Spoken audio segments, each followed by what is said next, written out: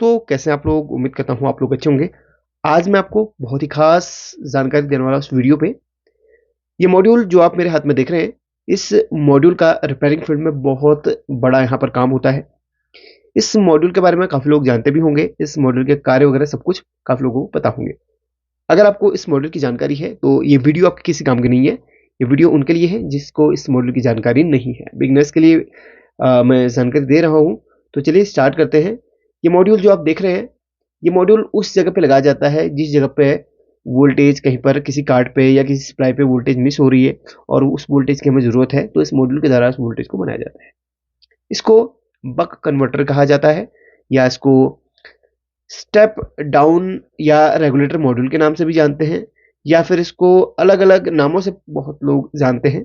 तो नॉर्मली इसको buck converter के नाम से आप जान सकते हैं। यहाँ पर आपको बहुत सारी वोल्टेज के ऑप्शन दिख रहे होंगे। इतनी वोल्टेज इनमें से आउटपुट होती है, बट कैसे होती है ये आज मैं आपको बताने वाला हूँ। एक चीज मैं आपको यहाँ पर बताना चाहूंगा। चलिए एक क्वेश्चन ही आपसे पूछ लेता हूँ। अगर नॉर्मली कहीं पर हमें 5 वोल्ट की जरूरत पड़ती है तो हम क्या करते हैं, या आप में से कई लोग क्या करते हैं? काफी लोगों का जवाब होगा कि हम एक रेगुलेटर लगा के 5 वोल्ट का अड़तर 5 लगा के 5 वोल्ट की जो सप्लाई है या 5 वोल्ट का 5 वोल्ट है उसको बना लेते हैं। लेकिन जो 5 वोल्ट होता है ना, काफ़ी बार हमें कोई कार्ड चलाना होता है और हमें 5 वोल्ट चाहिए होती है और हम रेगुलेटर लगा के 5 वोल्ट बनाते हैं। तो हमें क्या कंडीशन देखने के लिए मिलती है कि रेगुलेटर या 5 वोल्ट का जो 78/5 रेगुलेटर है, वो ओवरहीट हो जाता है, क्योंकि वो हाई एम्पीयर के लिए नहीं बना है। तो उसकी जगह पे हमें इस मॉड्यूल को लगाना पड़ेगा।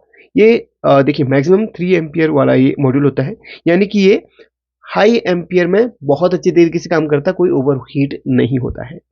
तो जो 78/5 होता है वो कम एम्पीयर के लिए ही वहाँ पर बना होता है। नॉर्मली छोटे-मोटे कार्ड्स को चलाने के लिए उससे 5 वोल्ट आप निकाल सकते हैं। बट ज़्यादा 1 एम्पीयर से ऊपर अगर उसमें लोड देते हैं तो वो ओवरहीट हो जाता है। तो इस मॉड्यूल का इस्तेमाल कैसे किया जाता है आज मैं आपको बताऊँगा। सबसे पहले इसके कुछ पॉइंट्स हैं वो मैं आपको दिखा देता हूँ।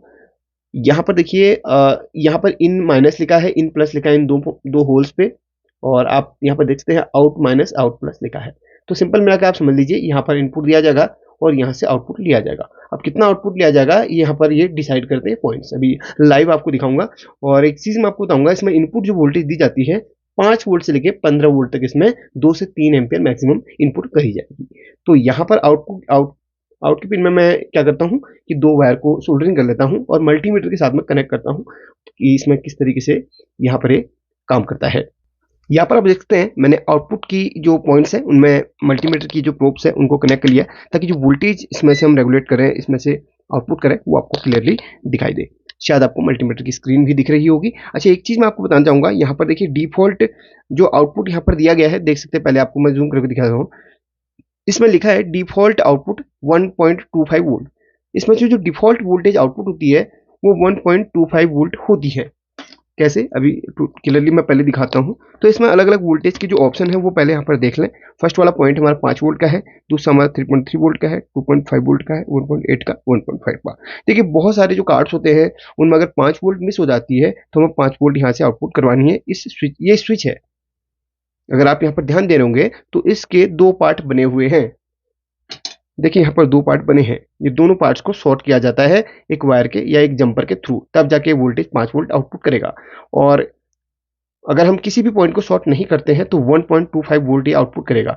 अगर हम इस पॉइंट को शॉर्ट करते हैं तो 5 वोल्ट आउटपुट करेगा, इसको शॉर्ट करेंगे 3.3 वोल्ट, इसको 2.5 वोल्ट, इसको 1.8 वोल्ट, इसको 1.5 वोल्ट। तो जितना वोल्टेज हमें आउटपुट करानी हो तो उतने उस पॉइंट को हमें यहाँ पर शॉर्ट करना रहेगा।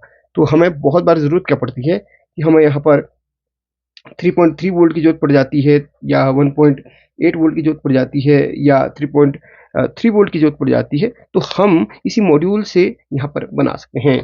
तो चलिए सबसे पहले यहाँ पर मैंने इसको इस तरीके से फिक्स कर लिया है या रोक लिया है। अब आपको थोड़ा सा मल्टीमीटर की स्क्रीन भी दिखनी चाहिए, शायद आपको दिख रही होगी। अब मैं यहाँ पर जैसे ही मैं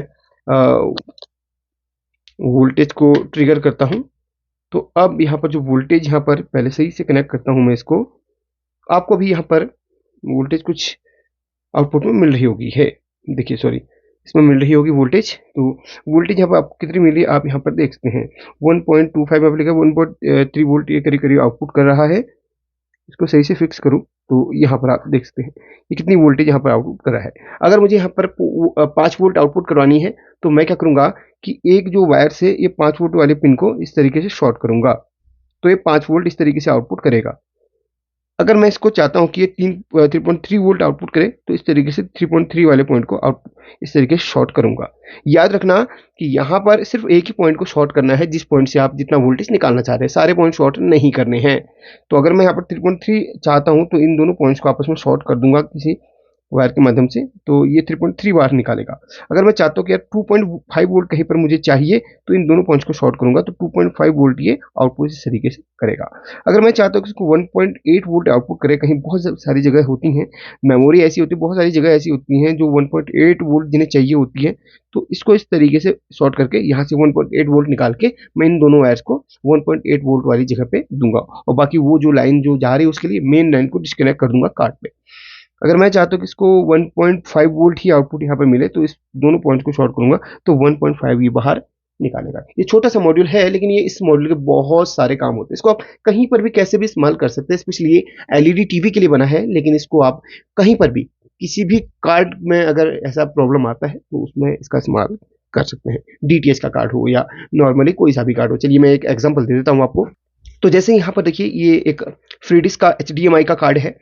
तो इसमें क्या होता है, एक रेगुलेटर आईसी यहाँ पर पास में लगी हुई रहती है। अगर ये रेगुलेटर आईसी यहाँ से इनपुट वोल्टेज इनपुट हो रही है यहाँ से, और यहाँ पर एक रेगुलेटर आईसी ये वाली लगी हुई है। अगर रेगुलेटर आईसी फेल हो जाती है, तो उस कंडीशन में हमें यहाँ पर अगर ये रेगुलेटर 5 वोल्ट आउटपुट कर रही है, तो इसकी जगह पे हम अगर ये रेगुलेटर नहीं मिलता है, तो हम अगर एक छोटा सा 5 वोल्ट का रेगुलेटर लगाते हैं, तो वो ओवरहीट होने लगेगा। लेकिन हमें 5 वोल्ट का रेगुलेटर यहाँ पर नहीं लगाना है, क्योंकि ओवरहीट होकर खराब हो जाएगा। हमें इस मॉड्यूल का इस्तेमाल करना है। अगर ये 3.3 वोल्ट मांग रहा है, तो 3.3 वोल्ट इससे बना के इसको दो। इसका जो ग्राउंड वाली वायर है, इसको कहीं भी बॉडी के ग्राउंड से टच करो, और इसका जो 3.3 या 5 वोल्ट जितना भी इसको चाहिए, उसकी वायर उठा के उस वाले पॉइंट में कनेक्ट कर दो। जैसे इससे आउटपुट 5 वोल्ट निकल रहा है, या इससे आउटपुट 3 वोल्ट निकल रहा है, जितना भी वोल्ट निकल रहा है, जितना इसको रिक्वायरमेंट इस बोर्ड को चलने के लिए होता है, वैसे 3.3 वोल्ट इसको चाहिए होता है। तो यहाँ पर पहले इस पॉइंट को शॉर्ट करो, 3.3 बनाओ, और इसका जो ग्राउंड वायर है उठा के इसके बॉडी में कहीं पर भी ग्राउंड कर दो, और रेड वायर उठा के उस पॉइंट में दो जिस पॉइंट में 3 वोल्ट 3 ये रेगुलेटर बना के दे रहा है, और इस खराब रेगुलेटर को बाहर निकाल के अलग कर दो। तो बोर्ड 100% चालू हो जाएगा। यही नहीं, जो एलईडी टीवी में भी जो 5 वोल्ट या 3.3 वोल्ट की कहीं भी कमी होती है, तो इस मॉड्यूल का इस्तेमाल किया जाता है। ये मॉड्यूल स्पेशली एलईडी टीवी के लिए बना है, लेकिन इसको कहीं पर भी आप इस्तेमाल कर सकते हैं। अगर आपको ये वीडियो अच्छी तो लाइक करके शेयर कर लेना। बहुत लंबी वीडियो थी, बट कुछ चीज़ें हैं थोड़ा डिटेल समझानी पड़ती हैं, अच्छी तरीके बतानी पड़ती हैं, प्रैक्टिकल करवाना पड़ता है, इसलिए वीडियो हमारी लंबी होती है, माफ़ कीजिएगा। लेकिन बहुत सी जानकारी आपको हमारी वीडियो से मिलती होगी। तो प्लीज़ इसको शेयर भी कीजिएगा और लोगों के साथ में। अगर चैनल को थोड़ा सपोर्ट करना चाहे तो कर सकते हैं, आपकी मर्जी है, बट आने वाली वीडियोज में बहुत कुछ सीखते रहेंगे। Thank you so much for watching this video.